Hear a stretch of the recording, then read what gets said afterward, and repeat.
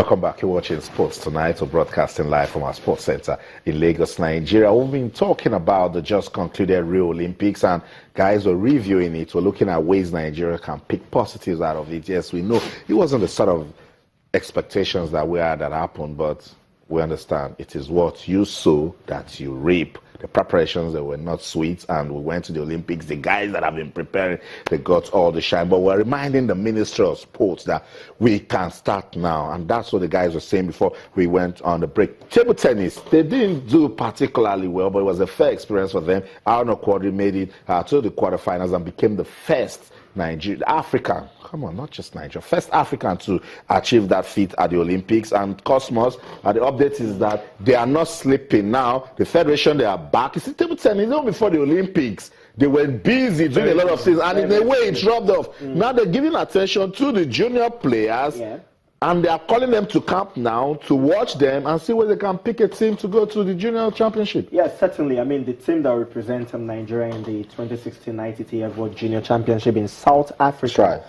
is expected to be unveiled after days of rigorous training. That is expected to be concluded this week. Now, 18 players are expected to fight for shirt in the 10-man team that will fly the country's flag at the global tournament. And of course, who else is a coordinator of the camping exercise? If not Segun Toriola, who is a record holder when it comes to the Olympics. And of course, he says that the players have continued to give their best in order to be part of the team.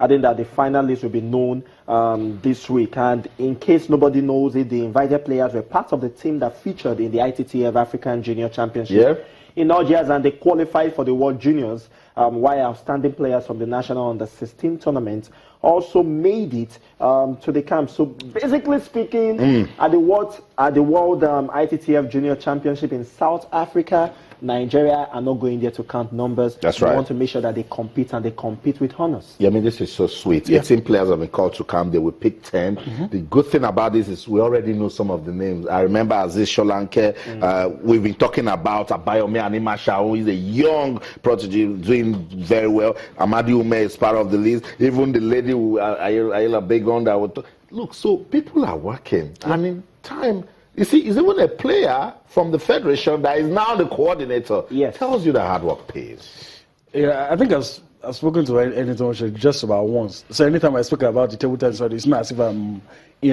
I mean, that's one federation that, I could carry placards for if I have to. They're doing a good job. And, some of the things that didn't go well for them this year, it's not because they didn't prepare, it was just shortage of funds. That's about the only federation that I could give 9 over 10. They're doing good work. And you see, one thing about lawn tennis, table tennis, and all of these sports is that nobody just comes from anywhere. You go check out all the Grand Slam events, the juniors are playing as well. And so you see somebody, an 18-year-old and a 19-year-old just breaks into the picture. They're not just dropping from the sky. So you have 18, you're going to take 10, you have invested in the 18. You have put something in there. Even if 8 of the guys don't make the cut, you have done something for them. That's right. They'll take it from there. They won't be disappointed because they know there's a chance. They're going to be rubbing shoulders with people from Tunisia, Egypt. I mean, it doesn't get better than all of that. And I'm very happy for them. I hope they get the funds. This is a group of people that have shown that they can use money judiciously. They have shown that they have good plans and they can execute it well. And I have nothing but praise for that federation. And I hope they continue like that. They also should set their long and short-term goals. Now you have Africa's #1 as a Nigerian who says we can push the boundaries, break any barriers that we have. Who says in time to come we might not even have a world #1? It's possible. Because the way the federation is going, because just when Cosmos was giving the analysis, some of these players have been to the junior championship in Algiers, good experience. They were part of the national under-16 in Lagos, good experience. Some of them took part at the Lagos Open, junior cadet, good experience. Now they're getting ready for South Africa. I remember when I spoke to Martin Adomet, the German coach that took Nigeria to the African Games, said with grassroots, with upcoming players, you watch them like this because that's one for the future. And now we're seeing all these benefits of discovering talent. We just need to nurture them and see them through. Yeah, definitely. You are just too spot on with it. I mean, you just have to look at it. It's one thing to discover a player or discover a child that has a gift of a sport. It's another thing to nurture them. It's another thing to help them maximize what they have in them. That's right. Now, and that is what I see that the entity have been able to do. I mean, they make sure that they nurture, they discover good players, nurture them, engage them in competition, and they're pretty much doing well. So I think that's pretty much it. They're going to do fine. As I used to say, they probably might not do well in this World Junior Championship. It doesn't matter. But then they know that there's a 2020. That's right. They know that there's a 2024. And they know that these players would definitely be involved then. I mean, you probably will not see Aruna Kodri in 2024. You probably, Shegun Toriola, he has said he's not going to be in Tokyo 2020. This is his last Olympics. Although he's saying that they probably want to come. But then some of these players would definitely be there. And who says that we cannot get something from them? Why can't Amadou Ume be at Tokyo 2020? I mean, Abayomi Anima Shaun, very good player. A 15-year-old girl from Fiji played against them. Exactly. You see, the springboard for development in any game is to develop the game locally. That's right. Or else you're going to suffer brain drain. Your best hands, best legs will be taken over after you've invested in them. So my prayer is that these youngsters, we're going to be able to have competitions. We're going to be able to have programs that can keep them around. And even when they are not around, that their progress can be teleguided and they can be monitored. So that they don't derail. There are things you don't do as a sportsman. We can count a number of safe footballers, for instance, that you thought in the next 5 years, this is going to be the next big thing. Let me just throw in Mario Balotelli, for instance. It's not just about it's not just about talent. It's not just about the talent.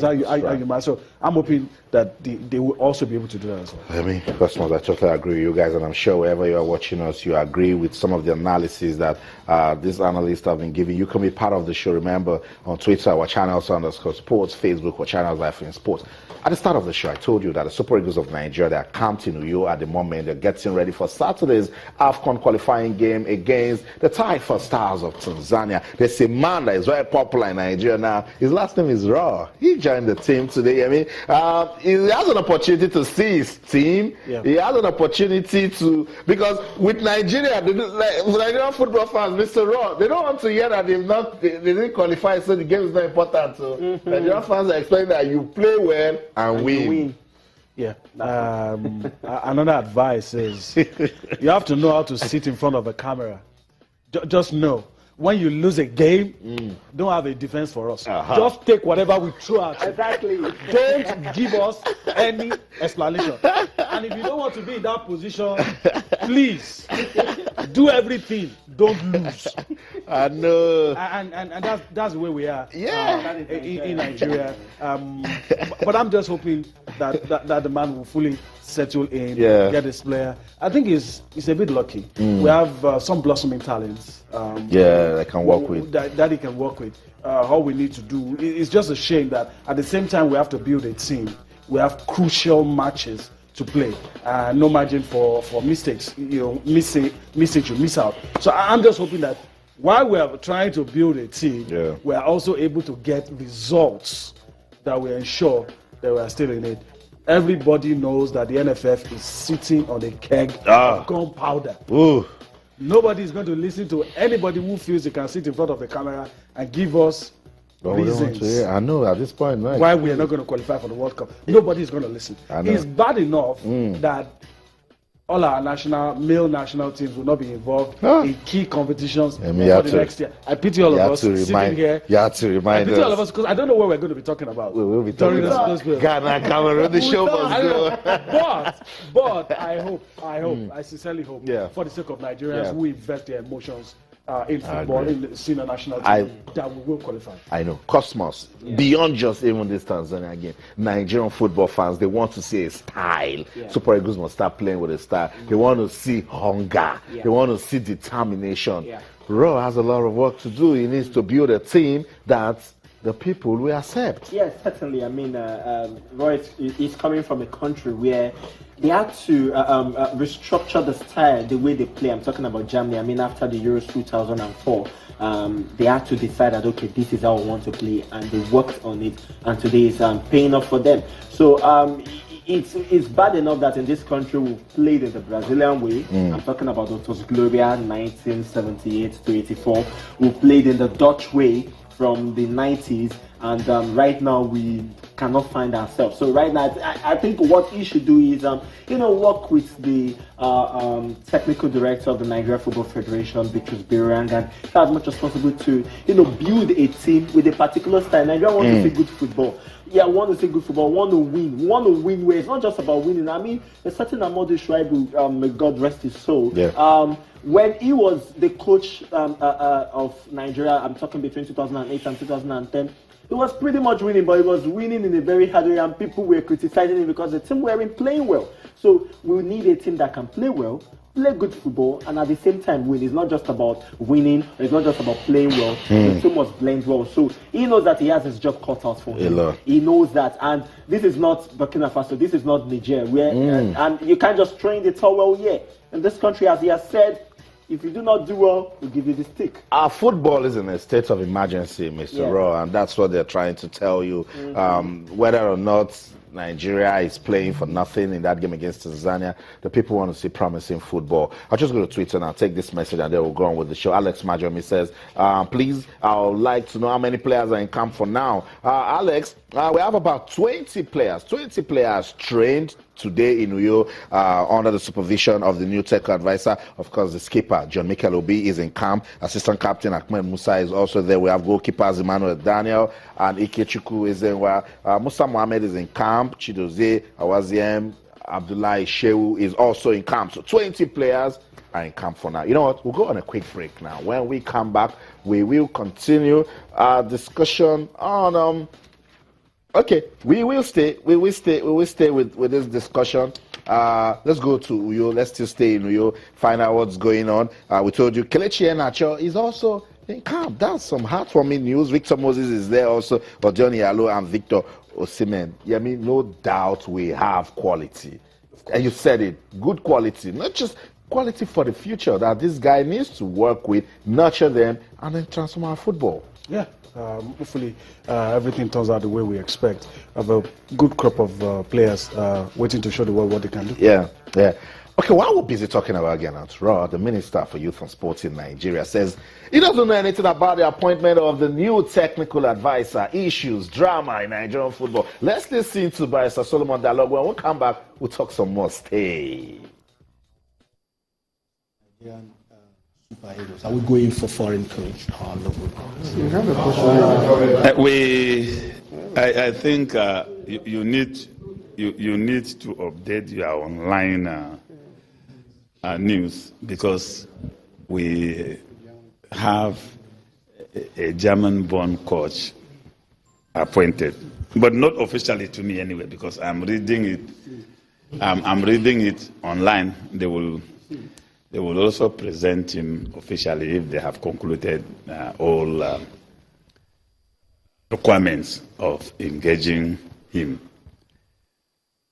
But I will continue to maintain, whether it is popular, whether it's unpopular, we need to develop our own.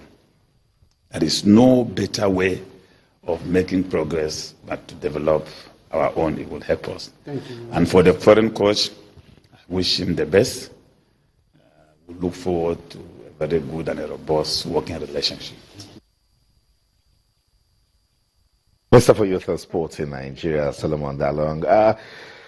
He's been saying that he wants us to work with what we have here, but I think this is not bad. If the NFF believes that Rohr can change our football, the Minister of Sports should support. Yeah, I think so. From the body language of this NFF board, they want a foreign coach. Yeah. And they have gone for what they want. So let there be peace. We give you a long rope. So if you're going to hang yourself with the rope. But now, everybody, you have to support this tactician, because if he fails, Nigeria fails. Well, I know. We will continue discussion. Customers, just hold your thoughts. You also hold your thoughts, but keep talking to us on Twitter. I'll go on a quick break. When we come back, there's also Coach Sam Sincere on the show tonight. Don't go anywhere. I'll be right back. Stay.